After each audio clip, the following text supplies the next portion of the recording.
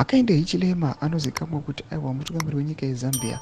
Aiwa toona kuti akaenda Hichilema opedza maSports. Aiwa akaenda Hichilema nyika yose inoziva kuti Zimbabwe neZambia iri kufesa mablackouts nekuda kwenhau yekuva dry up kwemawater bodies. Musana nhasi vanhu vanoshamisa vachiona akaenda Hichilema aiwa anombonzi nevanhu vanosora development vachimuti aiwa hapana zvaari kuita, aiwa vatuya vachizonyara manje. Sani mina mashuka anomboditsa pana kulepo subscribe like kuti vamapere vanoputsa mapictures amuri kuona achikomishina ehydro power station kunyora achiti fellow citizens, as part of our concerted efforts in tackling the energy challenges in the country today, we officially commissioned the Kasanjiku mini hydro power station in Munilunga district of North Western Province.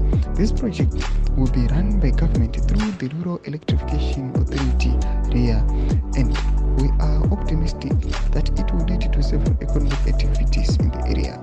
We continue to do everything possible to ensure that the country becomes energy sufficient 1 kilowatt hour at a time. All this is aimed at diversifying our energy portfolios to tap into the elements of nature. We are determined to get our country's economy back into a functional one.